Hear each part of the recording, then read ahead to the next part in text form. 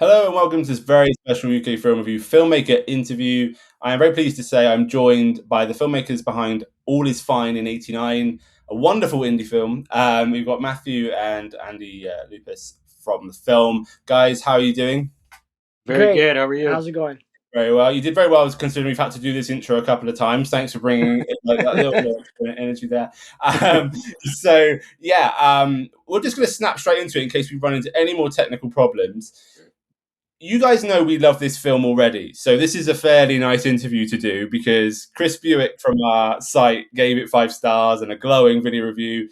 Myself and Brian reviewed it on the Film Club podcast back in April, I think it was, and we loved it. Has that reception been the same generally when you've been putting this film out to critics and audiences? Yeah. Well, I think generally it's been good. From the critics, it's been really good. We've been getting good reviews. People that are watching it thoughtfully. From the general audience, we've been getting good reviews. You always get a little bit of the trolls as well.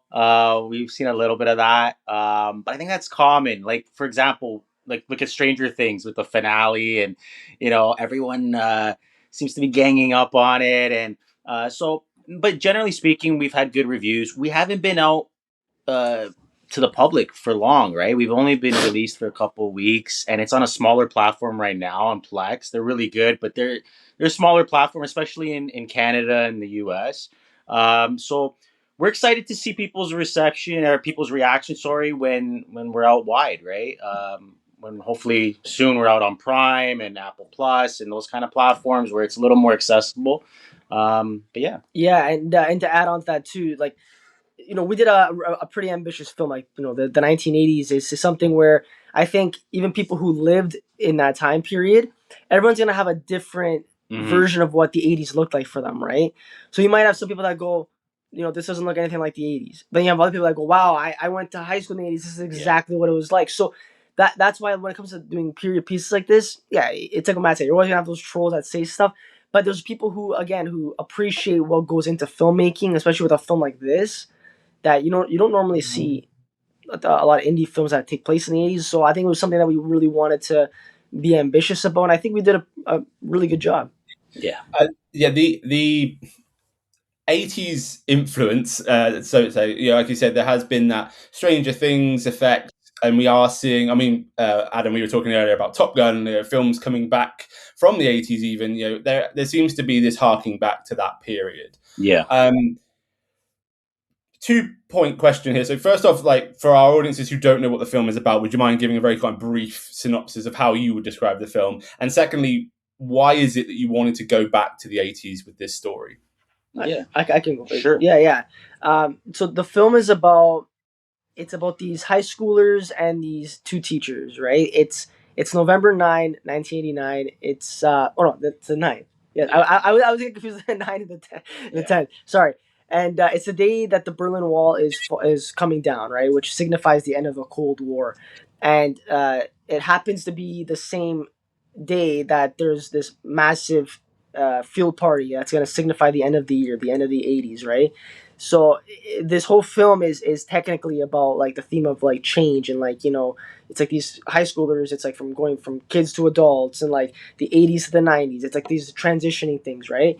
And these students and teachers, they all, you'll notice in the film, have their own kind of things they're going through, and everything kind of just culminates at this field party. And yeah, it's interesting. At the beginning of the film, we jump a day ahead, and we basically, the reporter's talking. There's been a suicide, sexual assault, and murder at this field party that happened, and then we kind of go back to the day before, and we show all the events that are happening that lead up to this field party. So that's basically the gist of what the movie is. Yeah. In terms of why we wanted to do it, Adam and I, obviously brothers, we our shared favorite film is Fast Times at Ridgemont High. Like we both love that film.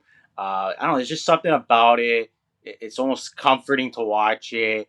I was born in '89. Adam was born in '99. But it brings us back to an era we were never in, and a lot of those 80s movies do. I think they romanticize the 80s, and then they shine a light on certain experiences of the 80s, right? So we wanted to kind of pay homage to Fast Times. We also love Freaks and Geeks. That was a TV show. I don't know if you guys are familiar with it. But it starred, Seth Rogen, James Franco, a lot of bigger names. There was a Judd Apatow series. It only lasted a season, but it jump started a lot of careers. But yeah, we were big fans of that. And I wanted to tell a story of coming of age, right? Of growing up. And when I was doing some research and some reading and just general interest stuff, the Berlin Wall and the fall of the Berlin Wall and what it meant to society socially from a shift from the 80s to the 90s, right? It was almost like a coming of age socially, right? For Europe, for the United States, it was a signifier of the end of the Cold War in a way, right? So I thought, okay, that'd be interesting to kind of link that theme of growing up, of coming of age of a society to these kids on a small micro level, right? And so that was kind of the inspiration behind it. Like thematically, everyone's coming of age, everyone's growing up, and this field party to me, it was a bridge from childhood, adolescence to adulthood, right? For all our characters in a way. Yeah, and also too, like what Matt really wanted to do as well was like make this film have a lot of darker tones and themes, because obviously, as we know, the '80s, a lot of these '80s films, they're always films which are great. We love them. It's like they always end pretty happy usually, or it's like usually like it's always that like very heightened version of the '80s. It's like So Matt wanted to tell a story that was more grounded in a sense where it was like and had darker themes where yes, the '80s were great, but don't forget like some shit also happened in the '80s as well that you don't forget about, right? And I think it's important for people to realize that point because that's real life at the end of the day. It's real life. These things that happen to us now, bullying or whatever, harassment, all these things happened back then. It was the same thing, and if anything, back then it was actually maybe worse for some of those topics because either they weren't used to it or culturally it was different how to handle it, right? Yeah, that tonal balance is something I was going to pick up on, in the sense that you've got, at times it feels like Saved by the Bell. It could be, it's a happy-go-lucky sort of high school, and then we get this kind of quite dark edge and almost bordering onto slasher territory, where you're kind of going, wow, this is at odds. And like you say, cinematically, the language is going to be quite familiar to audiences in terms of it is a coming-of-age story. I think Chris in his review, and I certainly felt, that the John Hughes kind of influences were there. But I love the fact that tonally you weren't just saying, here's just a love letter to that time. Here's just like, oh, we just love it. We just remade a film from that time. And that's just because we love it. There was something more interesting going on there viscerally. In the way that like kind of Woodstock was like the end of the hippie era in '60s, the fall of the Berlin Wall was the end of like the Cold War, but that didn't signify, hey, we're all happy and glorious now. It's like, oh, actually, the '80s probably weren't as bad as we thought, and we're moving into something far more dark and sinister. Is that something that audiences have reacted to either well or badly in terms of they went in thinking it was going to be this kind of light-hearted '80s film, but what they walked out with was something quite different? Yeah, no, that's a good question, and I was actually going to point that out in terms of audience expectations and how we approached it, or how we are approaching it now from a marketing standpoint, right? So a big thing for us, for Adam and I, and the people that we're working with, is how do we market this film? Because we do lean into the '80s tropes. We do lean into the, I won't say after school special, but a lot of the dialogue, a lot of the acting, we really leaned into that because that was part of the '80s. That was part of the '80s films, and we wanted to kind of pay homage to that. But like you said, there's a lot more underneath the surface. There's a lot more,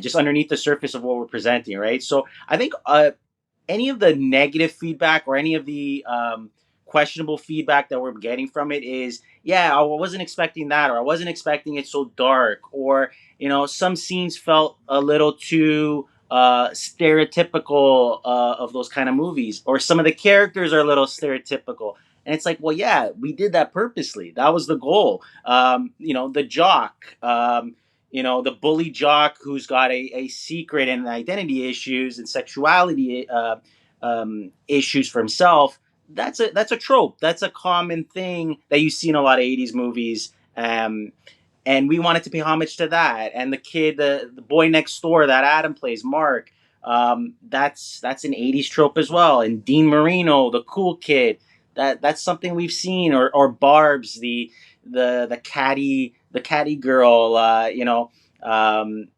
so these are all characters that we're familiar with. And I wanted, because we have so many characters, I wanted them to be familiar to the audience, so they can just jump into the story and understand what's going on, right? And then so I think that was done purposely, and I think it's hard to get that across to the audience. Like, even for our trailer, we're like, what tone should we kind of lean into? And we were having trouble with that because, it's hard to explain the film. It's a coming of age story, but in my opinion, and the way I wrote it and the way we produced it and directed it, there's a lot more underneath the surface. It's one of those movies that I hope people pay attention to, that watch it with an observant eye and try to pick up on details. We had actually someone review it the other day who said, you know what, this is a film that you could watch again and pick up on things you didn't notice the first time. Yeah. And that's exactly what we wanted, because I think some of the characters and some of the dialogue might throw people off. They might be like, oh, this is like a Degrassi, or, this is something like an after school thing. It's not. It was done purposely. There's a lot more underneath the surface. Yeah, so. People forget sometimes that's how people actually talked in the 80s. Yeah, that too. Sometimes with that corny dialogue. Yeah, I know it's corny. But that's how they talk. Mm-hmm. You watch actual 80s. We watch a lot of 80s movies, right? So we know, like, that's just the dialogue, and like, even when we have people, in their 40s watching it, for example, right, who actually like either were kids or growing up in the 80s. They've told us, like, wow, this is we used to say things like that, and it's great to hear. It's great to hear that, because for them, it's like, as Matt said, like that, they could just jump into this film. Yeah. It's familiar to them, and then all the other dark themes, or the things that are supposed to be kind of like under the surface, it'll be a lot easier to kind of understand what's going on. Yeah.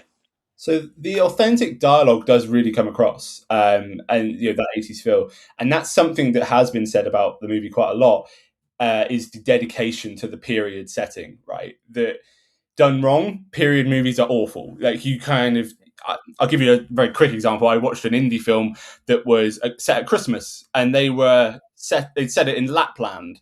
But it was not filmed at Lapland. It was filmed in a quite grimy town in the UK, and you could kind of tell.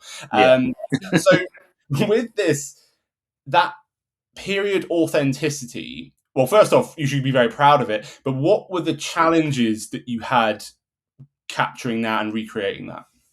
Yeah, there were a lot of challenges. I think in terms of, like, we're smaller budget, we're an indie film. So I think from a resource standpoint, there were a lot of challenges. We had a great team. I think that's, we overcame, in my opinion, a lot of challenges because of our crew. Even our cast were very good in doing their research. But our hair and wardrobe team were really good. Our hair and makeup team, our wardrobe team, for all the clothing, were really good. One of the advantages, so we had those challenges, but one of the advantages we had was that it took place in one day, which I didn't write that purposely in mind to film, but looking back, I'm very happy it was one day, because if it was multiple days, it would have been a lot of wardrobe, a lot of hair changes. It would have been really tough. Yeah. Yeah. Another thing too is challenges in terms of locations. So we got lucky. We had a high school, secondary school that wasn't renovated at all. It looked exactly like it's been. It was opened in the 70s, early 70s. I don't know if it's late 60s, early 70s, but something like that. And they actually filmed, I think it was 2 movies there, or there was I forgot what the movies were. Yeah, my fiance brought it up to us like a couple of days ago. She was watching something. It was one of them was with Lindsay Lohan, I think she said. Yeah, and another movie with Joaquin Phoenix and Nicole Kidman, To Die For, I think it was called. They filmed there too in that high school. So and we didn't know that going in, but that helped a lot too because in terms of set design, a lot of that was done for us. But we also had a great team on that end as well. We had a couple houses that weren't renovated at all. But our set design team, our production team, did really well in capturing that period. So I think it was a challenge. You know, it would have been a lot easier to do a modern film, but I think part of the fun was trying to recreate that '80s look, that late '80s look. Yeah, and I think just a fun little challenge to throw in there as well, because as we talked about before, Canada, the unpredictability of weather and stuff. Mm-hmm. The field party scenes with the film, right? On one of the days, it rained so bad we had to literally reschedule to a different day, and it's like, which we had to add on another day, so we weren't prepared for that. Mm-hmm. But and it's like it was funny. It didn't rain any other. We filmed for what was it? 20 days almost. 20 days of filming. Yeah, that was the one night it rained. And that was the one night it rained. Where every other day it was sunny. We're in the school, for example, where we filmed some stuff outside. Yeah. On the big field party, it had to rain, so that was one of the challenges. It was an omen. Yeah, it's like I mean, you don't get that at all. You've captured it brilliantly. Thank you. What about the soundtrack then? The music. Who was it? Was either of you in charge of that, or was that someone else? Do you want to give them a shout out? Yeah. Shout out to Andre for Outrunner on Instagram. It's out_runner_music, I believe. I could be getting that wrong, but I'll let you know 100% that the name of his Instagram. But he's great. Yeah, he actually composed everything from scratch. We didn't really give him much direction. Like we told him it's an '80s movie. This is the themes, but we loved his work from the beginning, right? Like when we saw him on Instagram, and I think Matt, you found him, right? Yeah, one of us found him. Yeah, I forgot who found him, but we just told him like, look, like we trust you. Like your work is great, and I think that's important for people like to let their creative vision come alive. It's just it's because look, we're not like. Okay, I've played guitar when I was younger, but I'm not a musician by any means. So I'm in no place to be like, hey, I want to like this and this and this and this. So he did it the way he thought, and it came out exactly like in one shot. Like we're like, wow, this is incredible. And even like just a little shout out to like the field party montage, like that whole score there, that was my personal favorite. So yeah, shout out to Andre. He was awesome. Yeah, fabulous. Yeah, I mean. It just goes back to the whole aesthetic of everything that that period is absolutely captured there. So you mentioned earlier about the ensemble. It's a lot of characters. This question's for you, Adam. Then, what's that like as an actor, knowing that you're going to be playing a character within a film, but that you're not? There's no hierarchy as such. There's no kind of like, well, okay, you're the leading man, and this is the leading man. What do you have a different process for that? Is there something mentally that you prepare for that in terms of how you approach it, or is it still the same? It's for me, it's still the same, right? I mean, not that I've been in so many things, but like the roles I've done, whether big or small, I treat it the same, right? Because at the end of the day, there is no, in my opinion, I don't believe in like, oh, this is a small role or whatever, because. Even Matt, like he wrote so many different characters, and like even some have, let's just say even one line, for example. But every character has a purpose in this film, and I think in every film and every show that should be the philosophy, right? Every character should matter, right? So for me, I always again we got really lucky with our cast. Like it was great. Like for me, they helped bring the best performance out of me because they all brought their A game, and I think. I prepared the exact same way, but it was great to like bounce off ideas with a lot of these different actors that I've never met. Right, these are people we did casting for it, and we got to know them on set, and now we consider them, a lot of them, good friends. Now it's nice to work with people like that, and it helps bring the best performance out. And actually, one of the people that I had a lot of scenes with was so she plays my crush in the film. She's my actual fiance in real life, so. It was great that like obviously we had that familiarity, but almost like we talked about this as well. Like we kind of shut our brains off of the real world, and when we were actually playing these roles, and it was like we didn't know each, like it was just kind of like we were actually being those people. Like I think with acting, it's about like exploring that these different characters and exploring human behavior and like and yeah, shutting your brain off and like you're snapping into that character. You are that character. You're not playing a character. You're supposed to embody them. So hopefully that answers your question. But yeah, that's kind of like how I went about it. It's really great because part of UK Film Review's sort of audience is a huge amount of filmmakers and actors. So they are often, look at this and, you guys have created something quite special in this, in two reasons. One, a very, very good period film, but also a very good indie feature film. A lot of filmmakers early on in their careers do struggle to make a good feature-length film. One of the strengths of the film, it leads into a few different things, but is the themes. Because whenever I'm watching a film, regardless of where it's set, I'm thinking, why is this being made? Like, why are you telling this story? Like, why should we care? And when it's a period film, that's even more apparent because, well, why have you gone back there then? Like, why are you showing this film? Now, we touched on a little bit, like some of the characters are going through some struggles that are actually pretty universal for kids, right? Coming of age, those themes and topics felt to me still very, very relevant and potent, if not more so, particularly what's going on, say, with the LGBTQ plus IA community worldwide. In terms of those themes, there's a few running. Was there a particular one that you sort of thought that was the one that brought the story to the fore, or did they happen organically? How did the themes kind of come up? The theme for me was change, right? Change, growing up, a bridge from childhood to adulthood, right? And not just physically either. Like we have Mrs. Applewood, we have Mr. Parker, and um, they grow up in this movie as well, right? For better or worse, they make decisions that impact the rest of their lives, right? So I think it's hard to say if there was like one character, but I would say the one theme in my mind as I wrote it, what kept coming back was this change, this bridge to the next stage of their lives, right? Like for example, for Mr. Parker, the guy that never went to the party, his bridge is going to the party, and where does that lead him? What's the next step beyond that? What are the repercussions of that? For Mrs. Applewood, it's a woman that feels unfulfilled. Um, she decides to go to the party as well. She decides to go on this bridge. And where does that take her? What are the repercussions of that? The one character that was sort of the anchor to the story was probably Linda, in the sense where, and maybe spoiler alert, I don't know if I should even say it, but she's the one character that doesn't go to the party, right?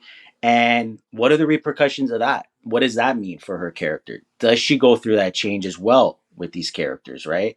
And I won't spoil it further, but it's about that shift into the next stage, right? And I think that was the anchor, that was the whole idea behind the film. And going back to what the purpose of going back to the 80s and going back to specifically 1989 and this day, it to me it symbolized so much, right?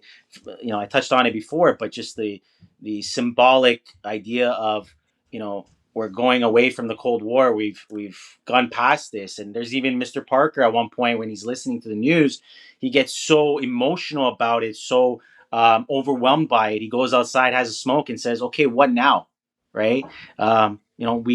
We defeated this idea, and what do we do now? Right? And it's interesting because what did we do in the 90s after, right? And I guess it's different for every country and every person, really. But there were repercussions that that the end of the Berlin Wall, the tumble of the Berlin Wall, that was there. There were repercussions to that. There were, for better or for worse, right? I think we did change as a society and as a culture, and I think that's what kind of anchored the whole story for me. And all these characters had to represent that and symbolize that, and had to go through their own journeys, and yeah, that's what I thought. Thank you. It's great to hear. I mean, you mentioned that the film's coming out, so it's great for people to be able to hear a lot of this depth that, like you say, yes, if they go watch it 2 or 3 times, they might get, but if they don't, then they might miss out on it. So it's great to have that. And you mentioned the Berlin Wall thing, which was interesting to me because I thought that was going to be a much bigger part of the film. I thought, okay, is this a Cold War thriller? Is that what we're going to be moving into? Like, it's a great launch pad. I wonder, like, are these guys going to now go off and join the armed forces or something? Yeah. Whereas actually what happens is, and I love this when this happens in films and storytelling in general, that we get a really nice, concise time period. You could say it's a day, right? We get the flashback from the news piece at the beginning, but like films like High Noon and stuff like that, I love that, where we get, okay, it's just a moment of time, a literal moment of time, and it's not in real time, but you get what I mean. That it's a snapshot of life, because you're implying, okay, where do they all go from here? Like, to tell all those stories would have been a very, very different film, and to be honest, would have been quite impossible. I love that concise nature to it. Did that have? Did you have films in mind that sort of had influenced that, or was it something that you did from a practical point of view, or how did that come around? Yeah, I wouldn't say it was a practical point of view. Like when I wrote the script, we didn't have filming it in mind. We weren't even at that kind of thought process yet. I just wanted to write a story. I wanted to write a script. So from a practical sense, not so much. I looked at it from like a micro level, right? Like there's this big shift on a macro level going on, but on this small micro level, it's like, how are these characters affected by that? Even if they don't even realize it, right? It's like, what are they walking into? For Adam's character, Mark, the boy next door, the happy-go-lucky kid, almost naive in a sense. Like even in the beginning, he's talking to Linda. She's obviously very distraught. She's going through a lot, and he thinks it's just boy problems, right? Oh, Steve again. It's like it's much deeper than that. Yeah. So he's got a lot of growing up to do, and it's about exploring like the characters on a small level. I remember reading something recently, or actually, sorry, a long time ago, where if you're depicting World War II, let's say, right, you could show the battleground, you could show it on a big scale, on a large scale. But what if you show the little boy on the street who's affected by the war? Something small shot, something. I think that's almost more impactful because we can relate to that, right? We're not soldiers, we're not on the battlefield. It's amazing to see that, and I think there's definitely films, and there's a place for films like that. But what if on a smaller level, how does that affect us? Even indirectly, how does that affect us, right? So I kind of wanted to kind of go that route. Luckily, from a practical standpoint, it did work out because, like you said, I think we would have never been able to film it otherwise if we did kind of lean into the actual fall of the Berlin Wall. I think also too, as I was writing it, I probably initially thought it would be a bigger point in the story, the Berlin Wall. But I think as I kept writing and as I kept exploring these characters and the themes and the story, it was more of a backdrop. It was more of a undercurrent throughout, right? And I think that worked. I think that was important because even for these characters, it is a backdrop. It's an undercurrent. For example, Adam's character Mark, he's not thinking about the Berlin Wall, right? But in some way, in some level, it is affecting him. And moving forward in his life beyond that day, it will affect him because society and culture is changing, right? He is changing along with it, and they're bridging that into the 90s. Yeah, and also a good thing that he did too. I actually talked about it with the example of like the World War II, like showing the boy instead of the actual battleground, right? Matt is always his philosophy is always like show, not tell, right? Yes. Yeah. So like a big thing again with that example he brought up, you can see, from that little boy you see from who's affected by World War II, you can just by seeing what he's going through, it's almost like you can see what the actual war playing out. You can see like wow, like you can see whether it's his emotion from his eyes or be depressed, actions, whatever it may be. That's what he kind of wanted to implement that same philosophy into this film, right? Yeah. It's brilliantly done. I honestly, because you guys got in touch because the film's coming out, and I wanted to I don't normally do this, I'll be honest. I thought, actually, no, I'd love to chat to you guys because I really enjoyed the movie. And when you get such a resounding kind of positive response to a movie, it's also worthwhile checking in because there's lots of these, fascinating details which have been uncovered in this interview, and I'm really, really honoured to have spoken to you guys. So likewise. Just remind us again, the film is currently on Plex, but it's not going to be there long. Is that right? Well, it's on Plex now. We're trying to extend that indefinitely. I think it's good that people that can access the film at different platforms. So right now it's on Plex, hoping to keep it there long term. We are in the spring, March, late March, early April, going to be on Prime, Apple Plus, Tubi. Yeah. It's not 100% confirmed until it's on there. Yeah. That's what we've been told, but that's what we're expecting, and a few other smaller platforms as well, which we'll keep audiences. I think was it Google Play? I think too. Like there's a couple smaller ones as well. Yeah, fabulous. Well, keep us up to date, especially the Prime one, because if we get it in the UK, then we often showcase that and we can spread the news. In the meantime, if anyone wants to stay up to date with the film, I believe there's an Instagram page, right? Yeah. It's just I think it's just All Is Fine in 89. Yeah, just the title of the film. Yeah. We've tagged it a few times in our posts, so hopefully listeners will go and check that out. But guys, I want to say a massive thank you for getting in touch and for being here today and for persevering with the technical issues that we had. Thank you. It's always a pleasure. In the 80s, they wouldn't have had this. So yeah, exactly. And we wanted to thank you guys as well. Your review, Chris's review, and even on the podcast, your review, it meant a lot to us because, at this level too, you're never sure if, we have a bias. We've seen these scenes about 1 million times, thousands of times, no exaggeration. So we see the film differently than the general audience sees. And you're always worried, is this going to translate to everyone else? So to hear you guys, especially so early in the process, I think you were one of the first to review the film. Yeah. We really appreciated that. And you guys understood our film. And I really wanted to thank you personally for that. So thank you. Yeah, honestly, it was like reading that, like it makes it for us. It helps us now be like, you know what, there's hope to do more. Gives us confidence. Yeah, and also it's good for other people, other independent filmmakers to see that as well. To feel like, because it is such a hard thing to do to make a film, whether it's a short film or a feature film, and hopefully we can be those people that can inspire others to be like, no, you could do it, and it's everyone has a chance to do what they want to do and follow their dreams, right? Yeah. I mean, lovely, profound words to end on there, Adam. Appreciate that. But yeah, no, it's absolutely our pleasure. Thank you for everything. This has been the UK Film Review podcast, and you can watch the whole thing on YouTube or listen on podcasts and stuff. Guys, take care, stay safe where you guys are. And keep us up to date with your next film, because I'm sure you haven't peaked too early. I reckon. Let's hope not. Thanks so much, Chris. Have a good one. Take care.